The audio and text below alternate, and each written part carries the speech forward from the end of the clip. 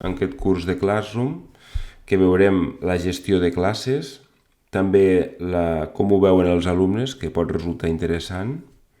També què hem de fer el primer cop que obres una classe, com afegir alumnes, com afegir tasques materials, com afegir i crear rúbriques i per últim com avaluar i posar comentaris o feedbacks. Aquí veiem el meu panell d'actual del Classroom, on hi ha totes les classes. Aquí veureu que tinc una classe de prova i aquí teniu el mes. En aquest mes vosaltres podeu crear noves classes, d'acord? Podeu ficar el nom, la secció no, l'assignatura i la sala no fa falta, d'acord? I amb això creareu una classe nova. Com anar als 3 punts, això ho podeu moure, que vol dir que moure'ls a final o així, per exemple, i les mous, però si tu les agafes i les arrastres també ho pots fer. Això simplement per ordenar. En aquests 3 punts també tenim còpia l'enllaç de la invitació i l'enllaç seria una cosa així. Us ho mostro aquí. Seria una cosa així. Això ho podríeu enviar en algun grup que poguéssiu tindre de WhatsApp o Telegram amb els alumnes, etc. Vale? Què més tenim en aquests 3 punts? Teniu edita, per si vols canviar com es diu el classe, si el vols copiar i arxivar. El Classroom no s'esborra res, vale? Per tant, no podem eliminar una classe, la podem arxivar. Quan nosaltres arxivem una classe, vale? Es diu, estàs segur que vols arxivar-la? Tots els participants no podran modificar res, d'acord? Si nosaltres posem a arxivar la classe, aquí sempre podem accedir a les classes arxivades. En aquestes classes arxivades tenim totes les classes que hem anat arxivant, vale? Si volguéssim rescatar-la, simplement hauríem de buscar la classe que volem rescatar i restablir la classe. I aquesta classe tornaria a aparèixer al panell inicial de totes les classes que tenim. D'acord? Aquí tenim les classes, per tant, aquí veuríeu una altra vegada la classe. Què passaria si tinguéssim una classe de l'any passat? Si entrem en aquesta classe, veureu que hi ha una sèrie de notificacions al taula d'activitat, totes les classes ja estan fetes, ja estan acabades, ja estan entregades, està avaluat. Inclús aquests alumnes ja no els tenim inclús amb aquest any, l'any nou. Per tant, què podem fer amb un curs de l'any passat? Bé, el millor que podem fer amb un curs d'un any, si volem aprofitar totes les tasques, si volem aprofitar tot el que vam fer en aquesta classe i el volem aprofitar pel nou any, el que hauríem de fer és clicar còpia. Què ens faria això? Aquí hauríem de canviar l'any de 22 i 23 i aquesta còpia la podríem borrar. D'acord? I quedaria com tecnologia tercer d'ESO 22-23. En aquest cas jo ja ho tinc creat això i per tant aquí ficaré número 2 perquè així no té el mateix nom. Copiem i què passarà? El Classroom ens farà una còpia exacta del mateix curs però sense alumnes, per tant sense tasques entregades i totes les tasques les mantindrà amb esborrador, amb esborrany. Per què ens serveix això? Això ens serveix perquè quan nosaltres entrem en aquesta classe, bé, aquí veieu la classe creada, quan nosaltres entrem dintre de la classe, veurem que no hi ha cap anunci dels que havia fet, no, això no s'ha copiat, però sí que hi ha totes les activitats, materials, tots amb esborrany. Veieu? Amb esborrany. Si jo, el dia que ho començo aquí, entraré dintre del material i aquí sí que ficaré publica. Llavors, això es publicarà per a tots els alumnes. I d'aquesta manera tots els alumnes ja podran veure això, el material que jo he publicat. I així amb tot. Però no cal tornar a pujar totes les activitats ni materials perquè ell ja te'ls ha publicat. Aquí veurem que no hi ha cap persona, que no hi ha cap alumne i també que no hi ha cap nota. Vale? I ja que estic aquí aprofito per a fer una cosa interessant que ens pot estalviar molts problemes a la llarga. I és que a les classes de Classroom, per defecte, ens marca una cosa. Quan anem veieu, he anat molt ràpid, aquí a l'engranatge, aquí tenim les paràmetres que nosaltres podem modificar. El primer és el nom que hem ficat abans, després hi hauria una mica el general, que és amb el codi aquest de la classe, etc. Aquí hi ha un apartat que fica tauler d'activitat. En aquest tauler d'activitat fica els alumnes poden escriure públicament. Jo recomano que només els professors poden escriure. D'aquesta manera, els alumnes, si volen dir alguna cosa, no podran publicar i per tant no podran ficar comentaris de cap manera i que els vegi tothom, etc. I el treball de classe del taulell d'activitat el mostra les notificacions i jo sempre fico amaga les notificacions. Així no arriba cap correu al professor de totes les coses que va havent. I d'aquesta manera no molesta. D'aquí, de la qualificació, ja en parlarem més endavant. Vale? Això ho desaríem i aquesta seria una manera de començar les classes d'un curs. Veurem com ho veu un alumne, que crec que pot resultar interessant. Aquí he creat un alumne de prova, que tots el podeu utilitzar, vale? I això seria la visualització d'un alumne. Un alumne veu unes classes i el que ha de fer quan canvia de classe és agafar i fer desinscriu. D'aquesta manera, l'alumne deixa d'estar matriculat en aquella classe i no hi ha cap problema. Si jo faig desinscriu, directament l'alumne deixa de veure aquesta classe i això és el que es recomana que els alumnes facin cada curs quan comença el curs. D'acord? Bé, tornem a la visió del professor. D'acord? Anem a les classes i ara passarem a veure com afegir els alumnes. La millor manera d'afegir els alumnes, entrarem en aquesta classe de prova, la millor manera d'afegir els alumnes no és buscant-los aquí un a un. Això ho podeu fer, però és pesat, vale? I te'ls has d'agafar tots. La millor manera és el primer dia que entres a classe dir que aquest és el codi de la classe. Llavors, ells se'l copien a l'agenda o allà on sigui i a casa o durant la classe entren i es matriculen en aquest curs. Així tu pots veure quan han entrat, quan s'han matriculat i per tant és la seva responsabilitat entrar al curs i no tu anar-los ficant un a un.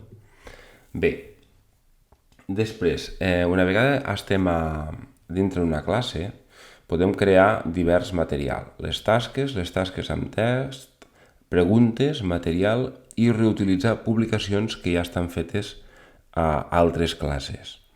També podem crear temes. Els temes serien com els temes del llibre. Jo podria crear, per exemple, el tema 1, la llei d'Ohm, per exemple. I aquí podria ficar tot el material de la llei d'Ohm. La recomanació és sempre que el material, que és un PDF o una imatge o vídeo, el fiqueu com a material i tot el que és avaluable, per exemple, pugeu aquestes activitats, pugeu o contesteu aquestes preguntes, tot el que sigui això, amb tasques. El material no es pot avaluar, d'acord?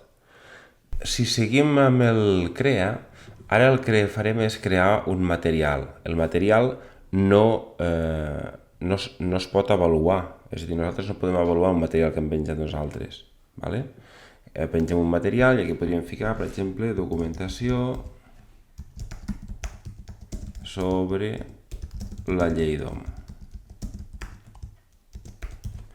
I aquí penjaria o buscaria el Drive, per exemple, una documentació que puc tindre feta prèviament, que és una presentació de Google. Aquí l'inclouria a la llei d'Ohm i podria triar si la vull també publicar a la classe del B, del C, del D, si ho tinguéssiu separat per classes. Inclús dir, aquesta sol per a aquest alumne o per a tots els alumnes. Quan jo publico aquest material, em apareix així. Si mirem com apareix als alumnes, jo actualitzo aquesta vista de l'alumne i l'alumne ho veu com el tema 1 i aquí la documentació. Quan veu la documentació, ell pot accedir a aquesta presentació i si fica on mostra el material, ell aquí només podria fer un comentari, però com que prèviament ho hem deshabilitat el comentari, no podrà fer cap comentari. Vale? Això és com ho veu l'alumne. Vale. Ara nosaltres anem a crear una tasca. Les tasques seria, per exemple, podríem ficar diverses tasques, podríem ficar tasques com contestar un formulari, Aquestes tasques sí que es poden avaluar nosaltres. De fet, aquí ens fica punts i ens fica la data de venciment i si volem afegir una rúbrica, que això també ho farem després. En aquest cas, el que faré serà pujaré un dossier, els dossiers que pots dir, segueix i ves contestant les preguntes, per exemple. I aquí tinc, per exemple, aquest d'aquí. Vale? Aquest és un dossier. Llavors, aquí tenim 3 visualitzacions. Els alumnes poden veure el fitxer. És a dir, aquest ficarem que els alumnes poden... Així veureu les 3 maneres. Els alumnes poden veure el fitxer. Vale? El ficarem a la llei d'OM. Després en farem un altre. Els alumnes poden... A veure, tasca... Aquí també ficarem el mateix. Qualsevol, perquè això pot ser qualsevol.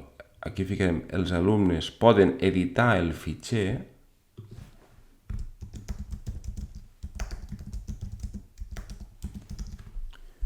També el ficarem al tema de la llei d'OM. I ara, per últim, ficarem els alumnes, crea una còpia pels alumnes.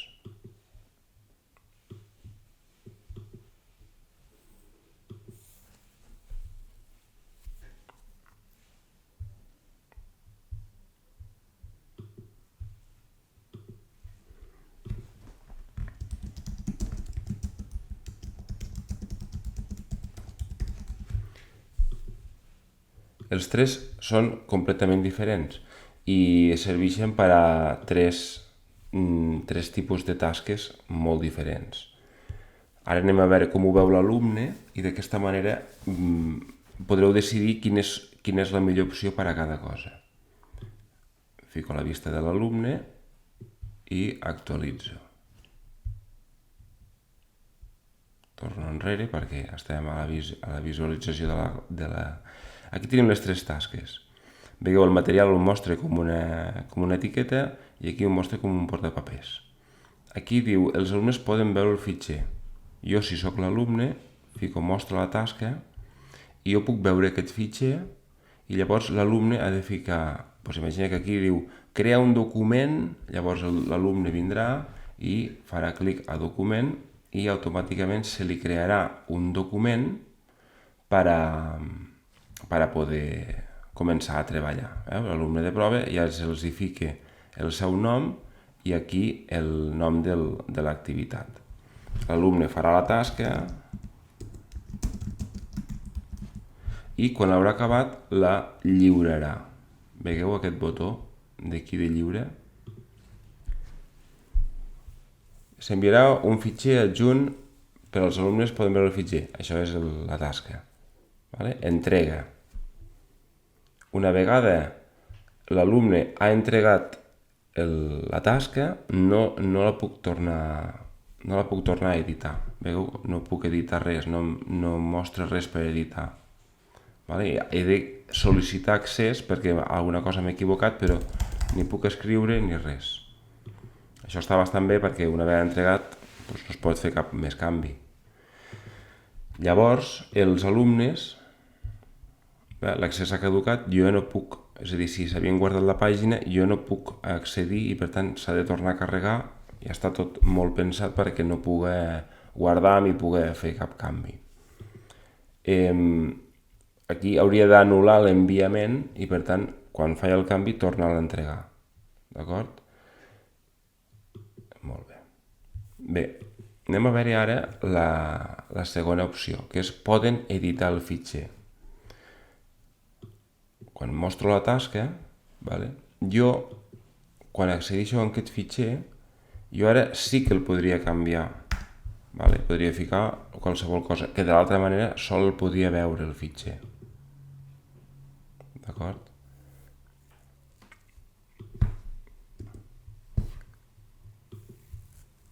I també puc fer un fitxer, una presentació, puc crear des del que vulgui. Si tornem al principi, al crear una còpia pels alumnes, quan fem clic a mostra la tasca, veieu, el fitxer ara no es mostra en aquest punt, sinó que ja es mostra a l'apartat que ja s'entregarà. I això passa perquè tu fas com si fossis una fotocòpia pels alumnes. I per tant, els envies a cada alumne una fotocòpia i ells han de treballar sobre aquella fotocòpia. Doncs aquí és el mateix, però han de treballar sobre aquest arxiu. Per tant, ja se sobreentén que aquest arxiu l'hauràs d'entregar sí o sí. Són aquestes tres maneres que hi ha de fer unes tasques i veieu que són completament diferents. Això és en quant a l'alumne. En quant al professor, encara hi ha una altra cosa, que és crear una pregunta.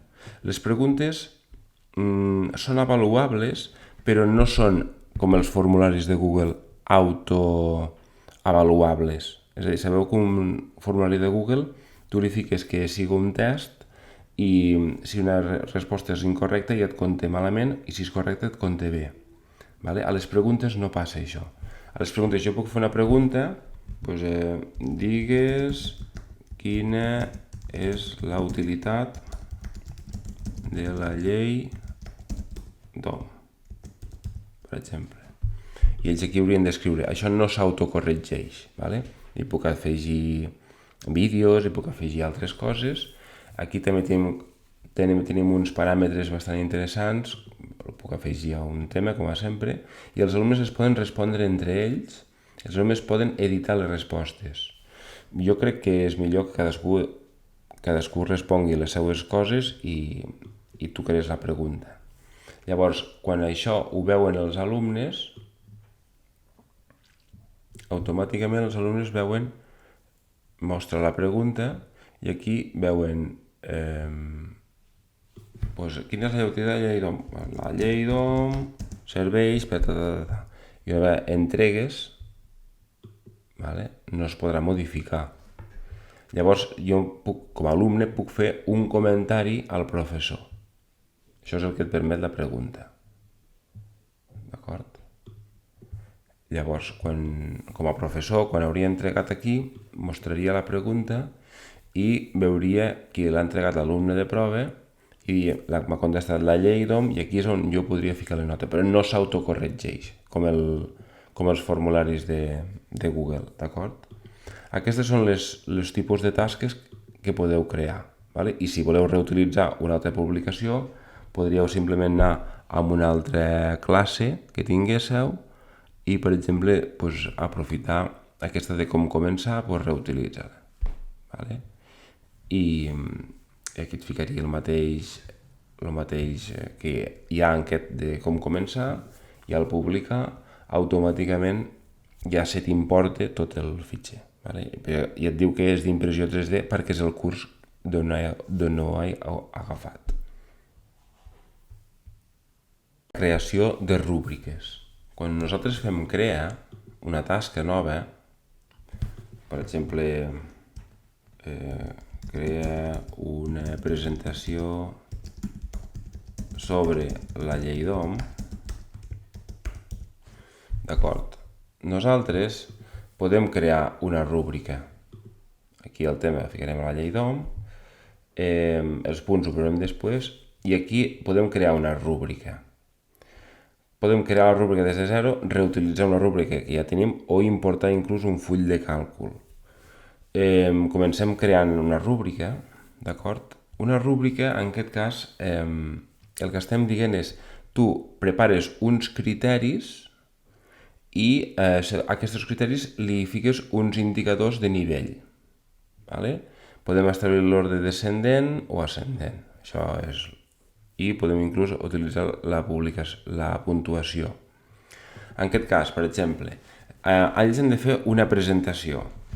Imagineu-nos que nosaltres hem demanat que aquesta presentació ha d'estar ben feta, ha de tenir els colors correctes, el contingut correcte, etc. Pues el primer criteri que podríem mirar, per exemple, seria que la presentació tingués totes les diapositives que nosaltres hem demanat. I aquí ficaríem número de diapositives. Vale? I aquí nosaltres podríem descriure el criteri. És a dir, això és una petita descripció perquè nosaltres sapiguem de què va. Pues, la presentació té totes les diapositives que hem demanat. Ho fico com a pregunta, però no cal. Un punt. Què vol dir un punt? Un punt vol dir que no té totes les diapositives i que podria dir, per exemple, no, en falta més de 5, per exemple. I aquí podríem escriure una descripció. Fiquem un més per l'altre costat i això rebria un punt. Si volem que rebi 3 punts, per exemple, en falta una, per exemple, i quan ja li dono els 5 punts, podria ser té totes les diapositives. Vale? Si vosaltres voleu escriure molt més del text que hi pot caber aquí, fiqueu a descripció, si no, no es veurà. Per exemple, aquí podríem tallar-ho i pegar-ho aquí i aquí ficar totes, per exemple. Em falta una, falta la diapositiva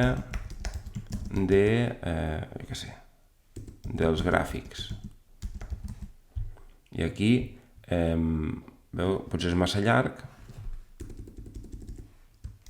falten moltes. En fa falta més de 5 diapositives.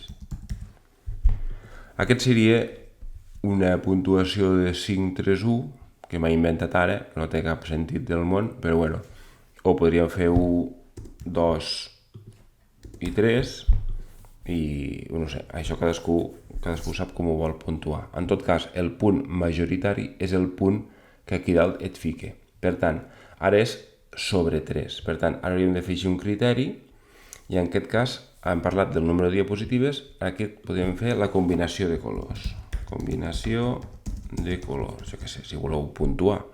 Aquí podríem preguntar la combinació de colors és correcta. Vale? I aquí ficaríem, o inclús podríem ficar 0, 0, no, i aquí podríem ficar un punt, si és que sí, per exemple, jo què sé. Vale? I aquest seria sobre 1. Per tant, ara ja tot és sobre 4. Ell te ho va sumant. Afegim un criteri i ara aquest podríem fer un criteri del contingut. El contingut és correcte. I aquí podríem ficar 0 si és que no, per exemple, 1 si és que falten coses, podríem fer-ho aquí, falta molta informació, i podríem anar ficant aquí 2, o podem avançar bastant,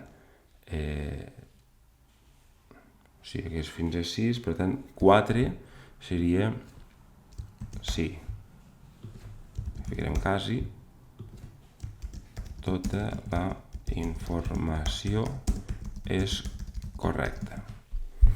Vale?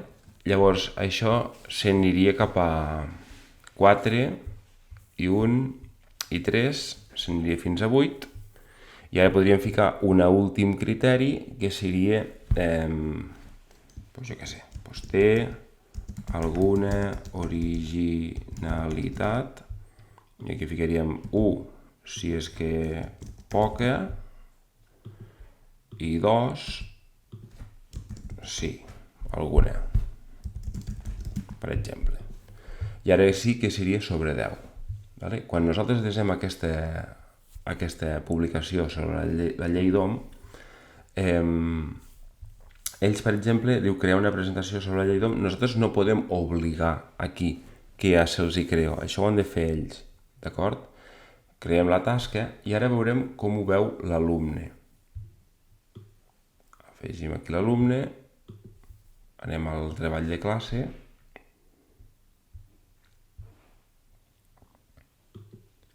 i si actualitzem veurem la nova pregunta. Crear una presentació sobre la llei d'OM. Ells poden veure què se'ls avaluarà. Per tant, la rúbrica, per això la rúbrica és tan... Bueno, trobo que és bastant informativa per als alumnes. Jo sé que ha de tindre totes les diapositives, així tindré un 3, que la combinació de colors ha de ser correcta pels criteris que sigo que hem estudiat a classe, que el contingut és correcte i tota la informació és correcta, i he de posar alguna originalitat i així em comptaran 2 punts més. Això és sobre 10. Per tant, l'alumne sap allí on ha d'anar a treballar. Al crear la tasca, vale, l'alumne veurà què se li ha puntuat i per tant ell crearà una presentació, aquesta presentació serà com serà i l'entregarà. Aquí ja està guardat, llavors puc fer entrega. Jo entrego la presentació aquesta que he fet i ara anem a veure com ho veu el professor. El professor arribaria i veuria que una persona l'ha entregat, mostrarà la tasca i aquest és l'alumne, d'acord? En aquest cas veuré que ho ha fet, aquest no ha fet res, no? Està clar? Nosaltres podem veure aquí la rúbrica que nosaltres prèviament hem creat. Si la despleguem podem llegir, doncs sí, aquesta té totes les diapositives, no, aquesta en falta una i ell ja et va posant els punts aquí, d'acord? Si ja tu saps de memòria, saps que això va aquí o va aquí i saps que el contingut falta molta informació i té alguna originalitat, sí que és original, el que sigui, vale? Ell aquí et fica la nota automàticament. Una cosa bastant interessant de saber i és a veure si s'ho han copiat, si han treballat realment, si això ho féssim per parelles o per grups, qui ha treballat qui. És quan nosaltres accedim aquí. L'alumne, la darrera modificació l'ha fet fa 6 minuts. Vale? Aquí ens dona l'historial de versions. En aquest historial de versions nosaltres podem veure qui ha fet qui, podríem veure si s'ho ha copiat tot, si no s'ha copiat res, ho ha escrit ell a mà. Podem veure moltes coses amb totes aquestes versions i podem veure si s'ho ha copiat i s'ho ha canviat el nom, perquè veurem tatxat el nom del que era, etc. Podem veure-ho tot aquí. Això passa amb tots els documents de Google. Documents, fulls de càlcul, presentacions, etc. D'acord? Per tant, això és bastant interessant de conèixer-ho, perquè gràcies a això podem veure qui ha treballat més, si ho fan en parelles, si una ho ha fet tot i els altres no han fet res, etc. D'acord? Per últim, jo li puc ficar un comentari.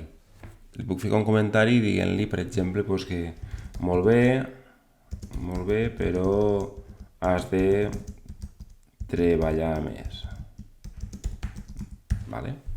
Si jo li fico aquest comentari, ell això ho veurà com un comentari privat, però prèviament puc tindre un banc de comentaris. Vale? Aquest banc de comentaris ja podria ser sempre, per exemple, si sé que sempre han de treballar més, has de treballar més. Jo això ho afegeixo, vale? Ja puc afegir automàticament aquest comentari. És per copiar, vale? I quan vinc aquí i el puc enganxar i el puc publicar una altra vegada, d'acord? sempre és al banc còpies i aquí enganxes. I ara hem instal·lat una cosa nova que és el Voice Note, que jo puc fer-li un comentari d'àudio. Jo puc agafar i aquí em diu que benvingut, he de signar amb Google la primera vegada, per tant li he de donar permisos. Permisos per què? Permisos per ell poder accedir a gravar aquesta informació. D'acord? Quan jo li he donat permisos, jo puc anar aquí. Primer s'ha de retornar a l'alumne, si no, no veu res. D'acord, ara sí. I aquí l'alumne veu el que jo li he marcat. Pues això t'ha donat un punt, això t'ha donat un punt i això t'ha donat 2 punts. I això t'ha donat un total d'un 6. I aquí veu els comentaris privats. Vale? Quan jo l'he fet clic aquí, al Voice Note, sempre em demanarà per primera vegada si vull utilitzar el micròfon amb Google Classroom o no. Per tant, li podrà permetre. Per tant, si jo vaig aquí, quan fa el clic hem d'esperar aquí 3, ara ja podem començar a parlar. Bé, la diapositiva 2 està molt bé, la 3 li falta una coseta, la 4 està també molt ben millorada, però per exemple la 8 l'has de millorar molt, si no, no et puc aprovar. Quan tu has acabat de parlar, li fiques Save i ara li pots dir quan vols que duri. 6 mesos, un dia, el que sigui. Vale? Llavors, una vegada fiques Insert, ell te donarà una direcció. Aquesta direcció la copiarem i l'enganxarem aquí perquè ell ho pugui llegir. Vale? I automàticament ens la importa aquí. D'acord? Però no sé per què, quan ho fem des d'aquí baix, també 1, 2, 3, ara ja podem començar a parlar, el que sigui. Quan fem Save i fem Insert, no ens dona aquell codi per empegar. Per tant, per ara, fins que no ho solucionem, millor ho utilitzem-ho per aquest d'aquí dalt, però és el mateix. Llavors, com ho veu l'alumne? Sempre. L'alumne ho veurà així d'aquesta manera, però ell veurà l'enllaç. Llavors, ell quan farà clic aquí, automàticament se veurà aquesta pàgina i podrà veure el que el professor li ha dit. Quan fa el clic, hem d'esperar aquí 3, ara ja podem començar a parlar.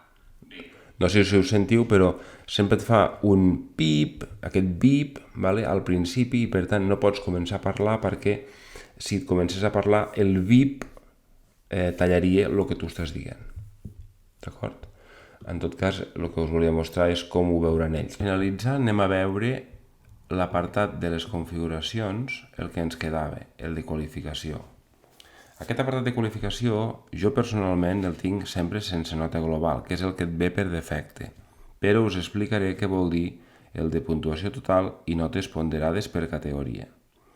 Quan nosaltres escollim puntuació total, explico el que vol dir.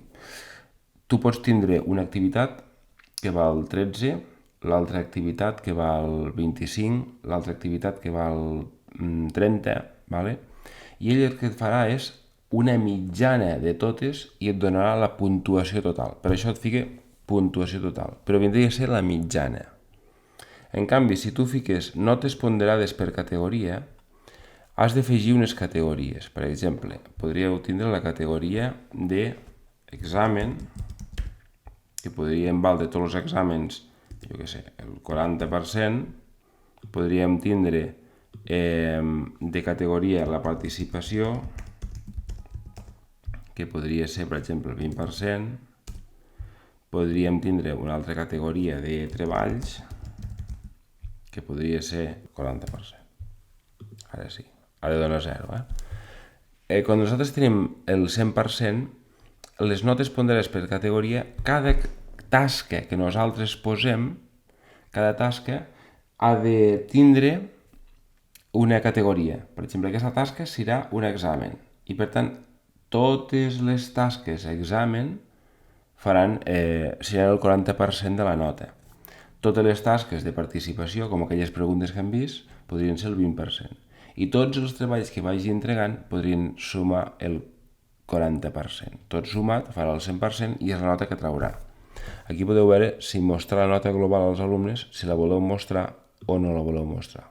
Vale. Són maneres de treballar.